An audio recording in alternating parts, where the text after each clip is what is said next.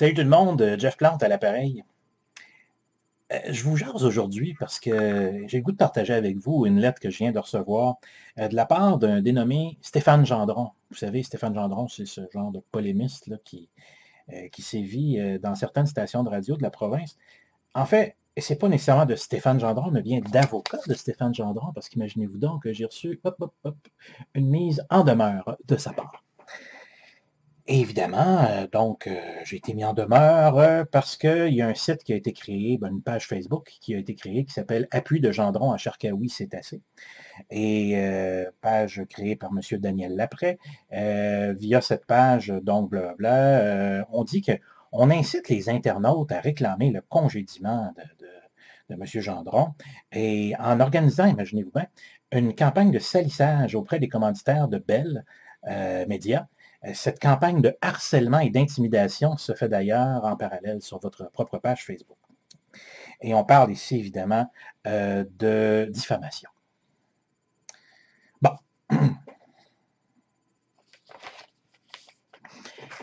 Pour qu'il y ait de la diffamation, déjà, voyons voir qu'est-ce que c'est que de la diffamation. C'est lorsqu'on écrit ou dit des choses désagréables ou défavorables sur une autre personne en sachant que c'est faux. Est-ce que le fait de lier Stéphane Gendron à Adil Sharkawi, qui est soupçonné de terrorisme, je suis désolé de le dire, est-ce que c'est faux? Non, c'est pas faux. Est-ce que Stéphane Gendron est lié avec Adil Sharkawi? Oui. Il a même publié sur les réseaux sociaux des photos de lui avec M. Sharkawi. Il a même participé à un ou des événements avec M. Sharkawi. C'est vrai, c'est vérifiable. Lorsque on dit, on écrit donc des choses désagréables sur une autre personne, quand on devrait savoir que c'est faux. Encore une fois, je ne peux pas devoir savoir que c'est faux, parce que ce qui est rapporté, encore une fois, que M. Sharkawi est accusé de copinage avec des terroristes, ben c'est vrai, c'est factuellement vrai. Et là, il y a cette notion d'intérêt public. Est-ce que c'est d'intérêt public que de dire ça? Écoutez, la question pourrait se poser, mais quand on parle de terrorisme, est-ce que c'est d'intérêt public d'après vous? Lorsqu'on lit, par exemple, Adil Sharkawi à ça, donc encore là, on va aller voir, est-ce que, par exemple, que le fait que Radio-Canada en parle, est-ce que c'est d'intérêt public? Moi, je pense que oui. Donc, si Radio-Canada dit que Adil Sharkawi est de nouveau sur la sellette parce que le service canadien de renseignement de sécurité redoutait, imaginez-vous donc, une attaque biochimique contre le métro de Montréal. Non, c'est pas vrai. On précise pas de quel métro il s'agit. On peut penser que c'est le métro de Montréal, mais je pense que de toute façon, une attaque biochimique qui tue des gens à Montréal ou qui tue des gens à New York ou à Tokyo, pour moi, c'est aussi grave un que l'autre. Et c'est des choses qui se font pas, je suis désolé. Donc, on redoutait ça. Donc, le service de renseignement se sont attardés au cas de M. Sharkawi, qui n'a pas eu un, mais bien 2 certificats de sécurité d'émis contre lui. Et encore là, c'est pas moi qui le dis, c'est Radio-Canada. Ça a été rapporté, entre autres, dans le Huffington Post. C'est pas Jeff Plante, ça. Ce sont des organismes de presse bien reconnus. Est-ce qu'ils sont les seuls? Écoutez, je ne sais pas. On peut aller regarder du côté de la presse, par exemple. Donc, le journaliste Fabrice de Pierrebourg de la presse nous dit, encore une fois, qu'Adil Sharkawi est soupçonné par le SCRS.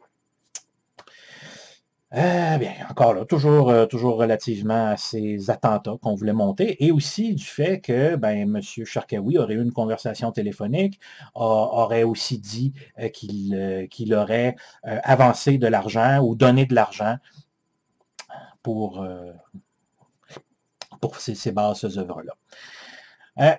Encore là, un journal sérieux, comme Le Devoir, nous dit que Sharkawi fait face à l'expulsion. Évidemment, c'était il y a quelques années.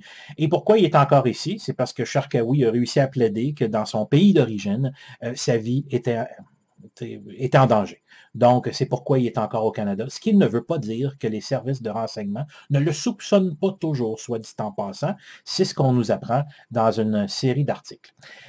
Aussi, quand on regarde du côté d'un autre organisme de presse, c'est toujours pas Jean-François Plante, là. Non, c'est Cogeco Nouvelles, cette fois-ci. Et ça, c'est plus récent. Hein? Plus récent, parce qu'il y en a qui vont dire, oui, mais ça, c'était au début des années 2000. Non, non, non, non. Ça, c'est tout à fait récent. C'était l'hiver dernier. Donc, Cogeco Nouvelles nous apprenait que le service de police de Montréal fait une enquête sur 6 jeunes hommes qui manquent à l'appel et qui se seraient rendus en Turquie pour joindre des terroristes en Syrie. Donc, 4 Montréalais, 2 Lavallois, âgés de 18 et 19 ans, dont certains ont récemment fréquenté le collège de Maisonneuve. Et on parle particulièrement d'un jeune qui a suivi des cours au Centre communautaire islamique de l'Est de Montréal, je vous le donne en mille, supervisé par, oui, Adil Sharkawi. Longtemps soupçonné, et eux autres aussi le disent, longtemps soupçonné par le fédéral d'être un argent dormant de Al-Qaïda. Alors, écoutez bien, est-ce que c'est Jean-François Plante qui invente une histoire? Non. Non, non, ça a été relaté dans tous les grands médias du pays. Tous les grands médias. OK? Si vous vous associez à quelqu'un qui est collé, en tout cas dont l'image est collée sur le terrorisme, qui est soupçonné de terrorisme, je ne sais pas, là. Est-ce que, mon beau Stéphane, tu irais coller ta face à côté d'un grand leader de la mafia? Est-ce que tu irais coller ta face à côté justement d'un grand patron des Hells Angels? Et on parle de 2 organisations reconnues comme criminelles. Et quand on parle d'Al-Qaïda ou de l'État islamique, d'après moi, c'est même encore pire. Parce qu'ils ont un petit peu plus à leur actif, là, de mort et tout ça. Là. Donc, écoutez, est-ce que c'est de la diffamation que de dire que quand tu vas t'associer à des gens comme ça, c'est peut-être normal qu'on se pose des questions? C'est drôle parce qu'il y a un paquet de médias qui se sont posés des questions parce que quand Stéphane Gendron a fait sa conférence avec Adil Sharkawi, il y avait un paquet de Kodak qui était là. Donc, si les médias étaient attirés là-bas pour voir ce qui s'y passait, c'est donc qu'il y avait un intérêt, tu sais, le fameux intérêt public, ben oui, il y avait un intérêt.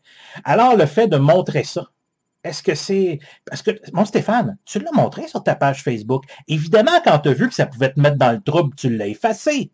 Mais tu l'as montré quand même, parce que tu as voulu cautionner ce que fait Adil Sharkawi. C'est quand tu as vu les conséquences pour ton boulot que tu l'as effacé. Mais à un moment donné, quand on agit, il y a des conséquences. Et c'est pas, tu vas arrêter de dire que c'est de la faute des autres, parce que c'est toi qui as fait ça, mon beau Stéphane. Ne blâme pas les autres pour tes gestes. Encore là, c'est rien contre le réseau de Bell Media, le réseau Énergie. C'est rien contre eux autres. C'est rien contre Éric Salvaille, qui fait un travail correct, honorable, qui est un citoyen qui est sans histoire. Il n'y a pas de problème avec ça. Mais lorsque vous avez un employé, vous avez un chroniqueur qui met sa réputation pour commenter des sujets politiques et que sa réputation, justement, ben, c'est aussi qui s'associe avec des gens qui sont associés au terrorisme. Mais écoutez, il faut vivre avec les conséquences. Je veux dire, encore là, ce n'est pas des histoires qu'on invente. C'est tout à fait vrai, c'est tout à fait vérifiable, c'est tout à fait validable.